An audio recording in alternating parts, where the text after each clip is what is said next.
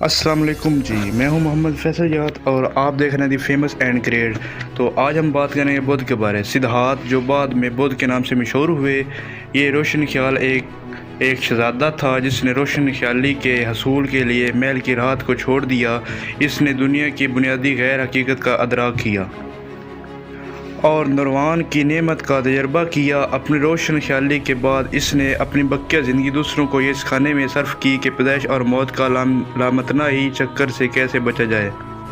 مہاتما بدھ تقریباً 400 قبل مسیح میں لمبینی ضلع میں پیدا ہوئے تھے، جو آج کل جدید دور کا نیپال ہے، بھارتی سرحد کے قریب ہے۔ اس کی پرورش ایک محل میں ہوئی جس میں ہر طرح کی آسائشیں اور آسائشیں تھی۔ ایک نوجوان عظیم شہزادے کی پرورش کرتے ہوئے کہا جاتا ہے کہ اس کے والد نے نوجوان شہزادے سدھارتھ کو دنیا کے درد اور تکلیف سے بچانے کی کوشش کی۔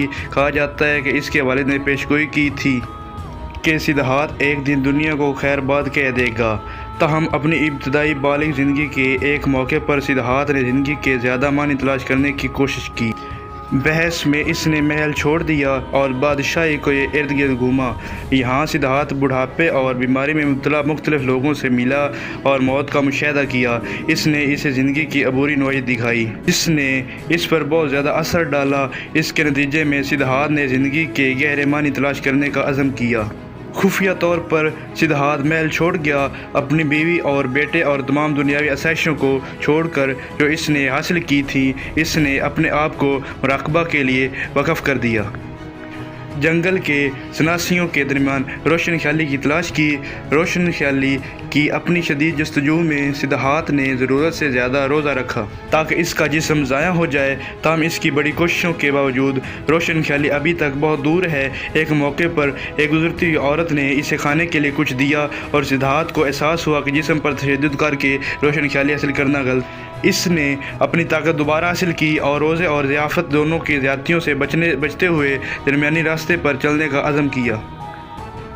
ایک دن سدھارتھ نے بودھی کے درخت کے نیچے بیٹھنے کا عزم کیا جب تک کہ وہ روشن خیالی کے حاصل نہ کر لے۔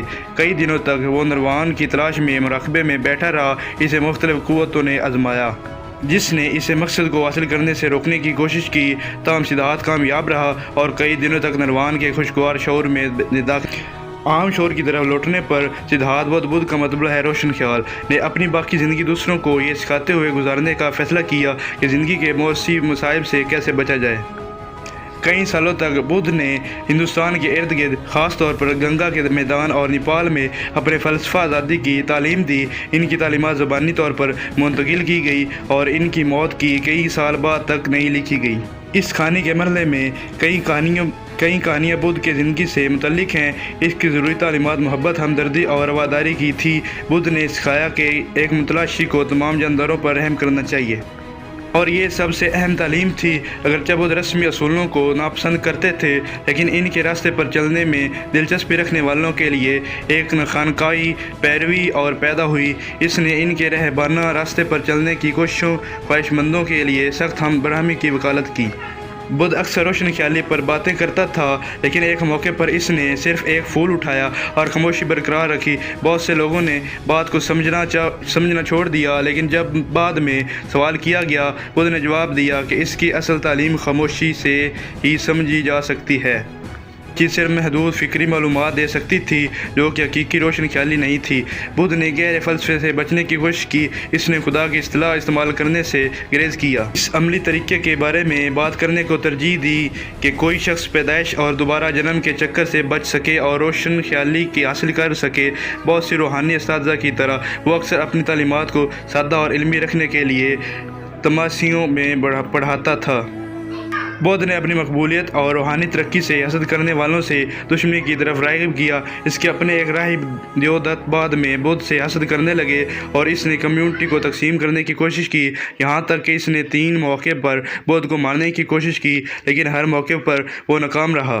بدھ جین استاد مہاویر کے ہم اثر تھے، لیکن اگرچہ ان کی عوامی احترام بہت زیادہ تھا، لیکن وہ جسمانی طور پر نہیں ملے۔ کئی سالوں کی تعلیم اور ہندوستان بھر میں سفر کرنے کے بعد انتقال کر گئے۔ اپنی موت کے بستر پر اس نے آنند اور اس کا سب سے پیارا شاگرد ہے سے کہا کہ اب اسے اپنی زندگی کا رہنما بننے کے لیے اپنی تعلیمات اور اپنے اخلاقی طرز عمل پر بھروسہ ہے۔ صدیوں سے بدھ کی روشنی تاریکیوں کے سمندر کے اس پار لوگوں کی طرف اشارہ کرتے ہوئے چمک رہی ہے۔ گمشدہ بچوں کی طرح لاکھوں متلاشیوں نے اپنے دل کی انتہائی فریاد کے ساتھ روشنی تک رسائی حاصل کی اور بدھ نے انہیں راستے دکھایا۔ دنیا بدھ کے سامنے اپنی جہالت کے ساتھ کھڑی تھی اور بدھ روشن خیال نے انسان کو سچ دیا۔ دنیا نے اپنے پرانے دکھوں کو بدھ کے دل میں پیش کیا اور بدھ رحم کے رب نے انسان کو دھرم دکھایا۔ جی تو آج کے ہماری بدھ کے بارے میں تھی، تو امید کرتا ہوں آپ کو پسند آئی ہوگی۔ تو ملتے ہیں نیکسٹ ویڈیو میں، تب تک کے لیے اللہ حافظ۔